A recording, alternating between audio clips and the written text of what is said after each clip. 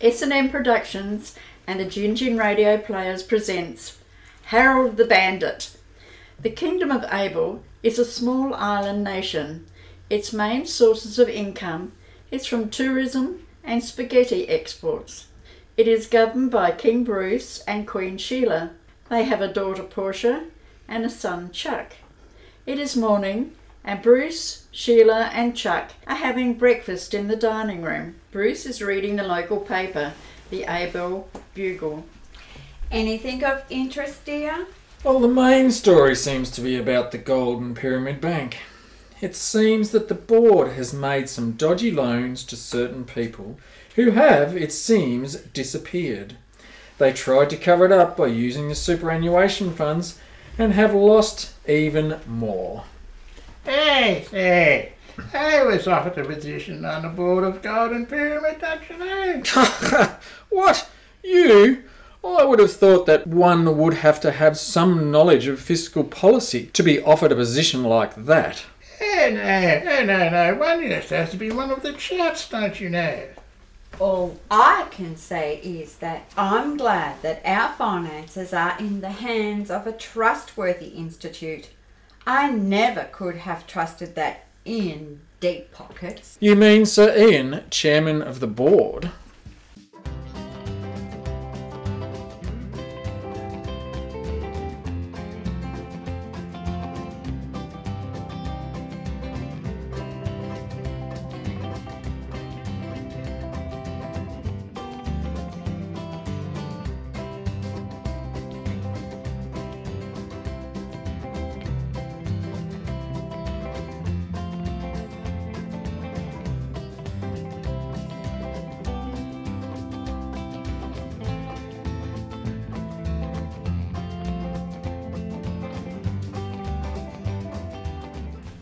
It's a cold, wet Friday afternoon in the town of Dunrooton.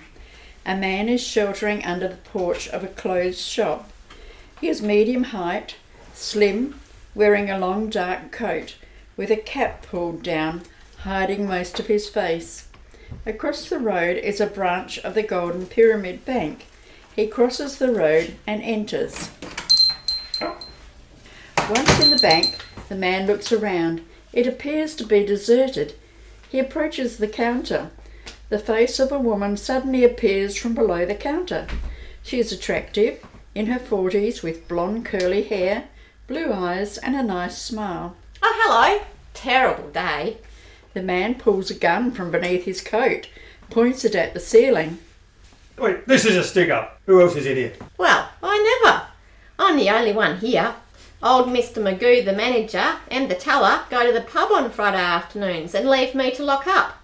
So I suppose you'll be wanting all the money. That's right, and no tricks. Or I might have to use this. Listen, dear, my dad had me shooting rabbits and pheasants when I was 10 years old. That silly little 410 that you've got won't do much damage. Now, did you bring a bag for the money? No. Do you have one?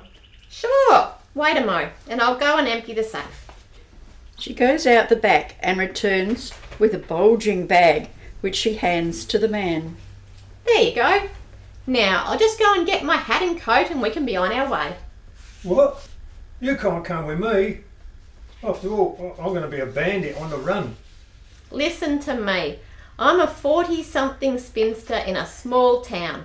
The best that I can look forward to is a pension in about 20 years and living in a house full of cats. This will be my one and only chance to escape. Now let's go. They leave the bank and go around the corner and get into a Ford coupe. I suppose that I should introduce myself. I'm Harold. Pleased to meet you, Harold. I'm Molly. Would you mind if we called into home so that I can get some things? It's only 10 minutes away. Sure thing. I must say this is rather different to what I thought bank robbing would be like.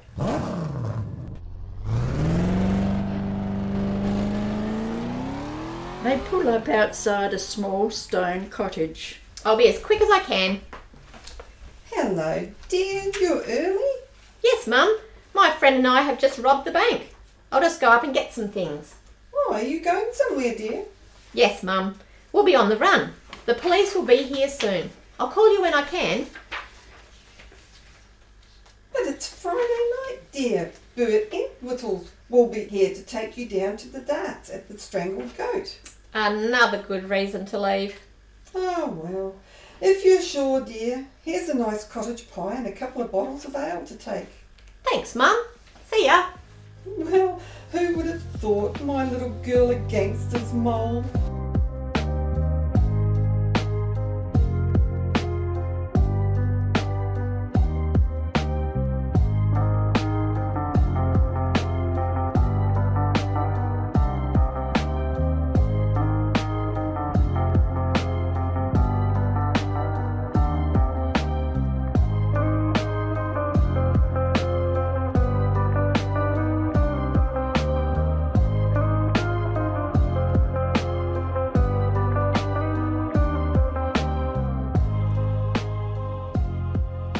Harold and Molly drive out after a while. They turn down a country lane and then turn into an overgrown driveway. They drive down a rutted track for a while and come to an old farmhouse. Harold drives around the back and parks in an old barn.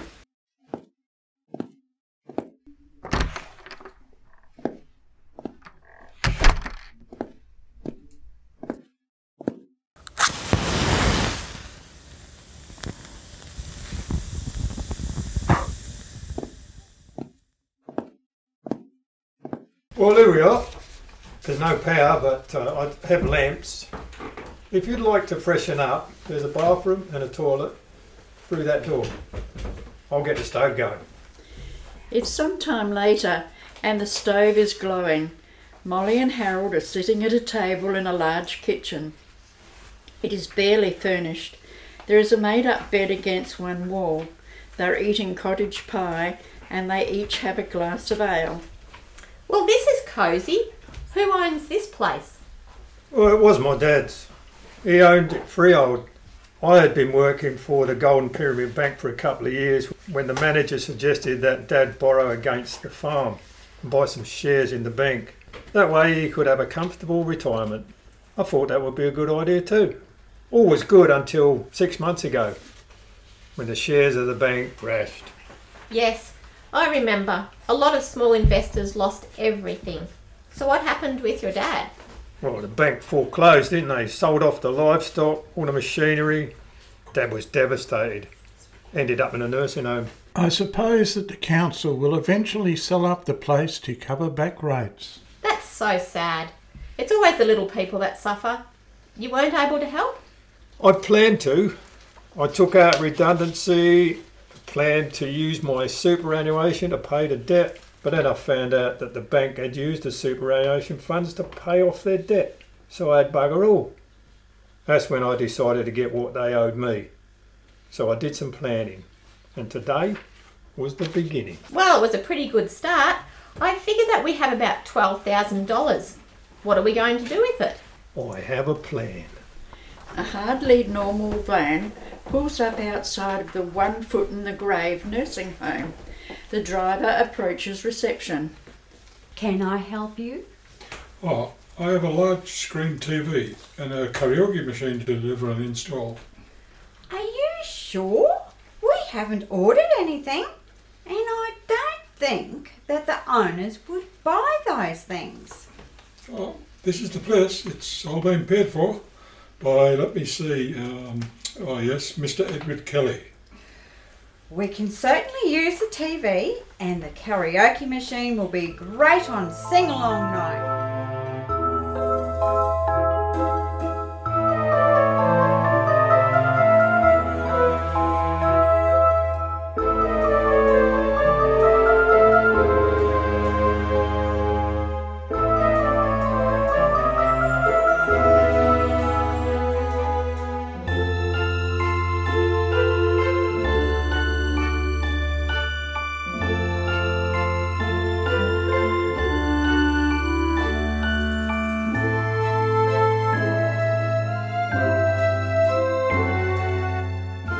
It's night and a limousine is speeding along a country road.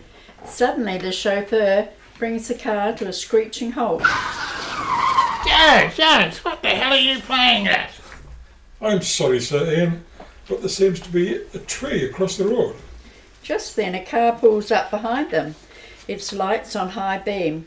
The driver's door is yanked open to reveal a masked gunman. Now, you're only the driver. No need for any heroics. If you just carefully hand over that pistol that you're wearing, there won't be any trouble. The rear door is likewise open to also reveal an armed gunman. Evening, Sir Henry. On the way to the weekly card game, I see. I'll just take this little brown bag here and we'll be on our way. How dare you! I'll see you both in jail for life, you swine. From the front of the car comes a sound of smashing glass and the headlights go out. Well, Sir Ian, you may be a bit late and a little bit poorer, but you can still make your card game. We bid you good night. Don't think that you will get away with this. I'll have every policeman in the land after you.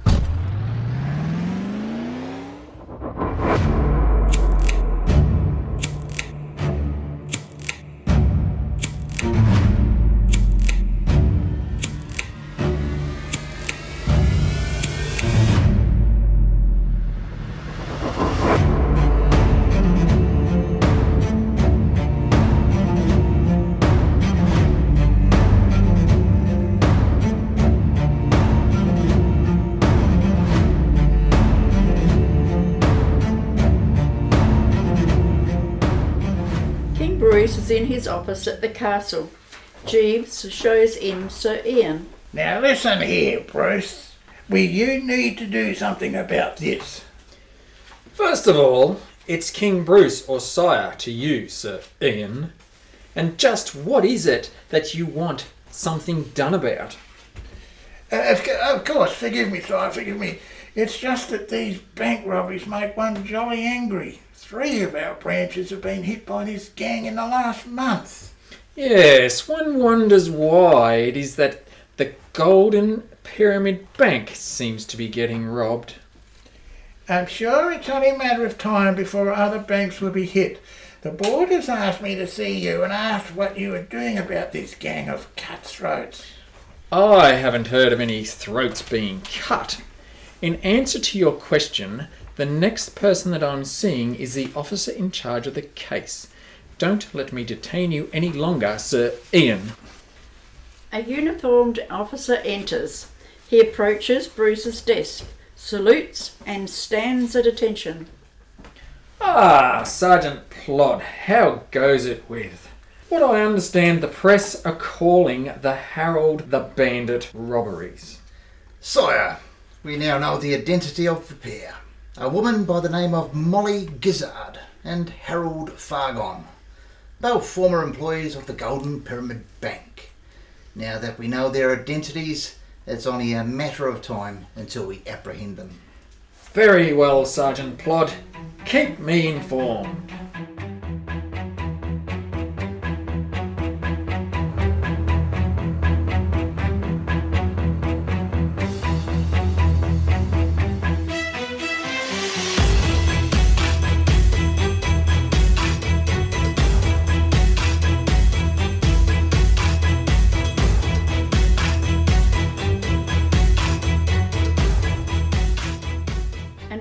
Mobility scooter van pulls up outside the Golden Years retirement home. The driver goes to reception. I have a delivery, sister. We aren't expecting anything. What have you got? 6 mobility scooters, charged and ready to go. There must be some mistake. The board would never agree to that sort of expense. Says here that they've all been paid for by a Mr. Robin Hood. Where would you like them? Oh boy, in the foyer please. Oh, this is better than Christmas. It's a cold, wet Friday afternoon. Sergeant Plod is in a police car, parked in an alley a block down from a Golden Pyramid Bank. A constable is behind the wheel. Be ready, Jones. So far the bandits have always struck on a Friday afternoon. And this bank hasn't been robbed yet. I've got other cars covering the other banks. We wait. It's an hour later. The police radio comes alive. Say to Sergeant Plod, come in. Plod here. Go ahead.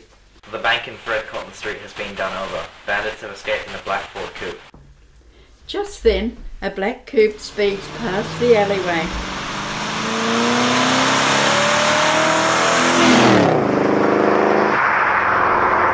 Go, man. After them. Put your foot down.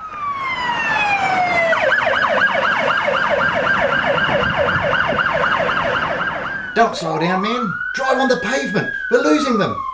The police car comes to the main road that leads out of town. Now, which way did they go? There they go. Over the crest. Left, man. Go. Go, after them. I've got them now. The road comes from bitumen to gravel. The police car is gaining. The constable is enjoying the chase. They come out of a left-hand corner in a nice controlled slide. 50 metres ahead, a tractor pulls out of a farm gate into the road. The constable swings the wheel. They fly off the road into a muddy dam. The police car disappears behind a wall of muddy water. He clears to reveal the police car in water halfway up the doors. Sergeant Plod staggers out and bangs his fist on the car in frustration. Bugger, bugger, bugger.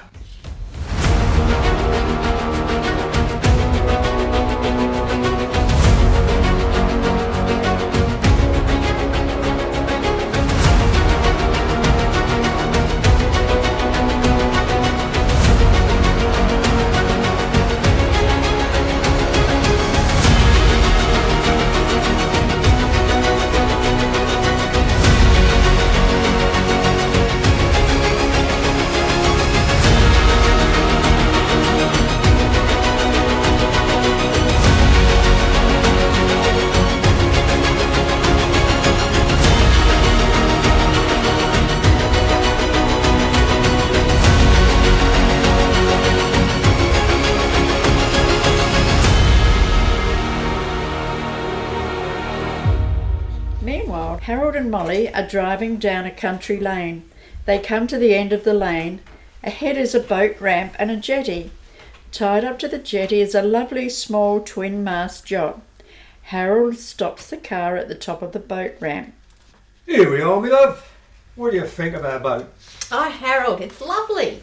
All right then, you start loading the gear onto the boat and I'll take care of the car. Once the gear is out of the car, Harold leans in, releases the handbrake, and the car rolls down the ramp into the water. It floats for a couple of minutes, then sinks beneath the waves. All right, love. You let go the lines. Then once we get into the water, you can take the wheel, hoist the sails, and with luck and a fair wind, we shall get to the other island in 5 days. Once we get there, dear, I think that we should open a little shop. Sounds lovely. As the yacht sails away, sun's setting rays highlight the boat's name on the stern. Withdrawal 2. The end. Harold the Bandit was written by M.D Stansbie, edited by Jack, starred Charlie as Harold, Sharon as Molly, David as Bruce, Barbara as Mum, Mary as Nurse and Sheila, Sam as Sir Ian, Tom as the driver, Steve as Sergeant Plod. The narrator was Heather. Until next time, it's goodbye from the Gin Radio Players. Copyright May 2023.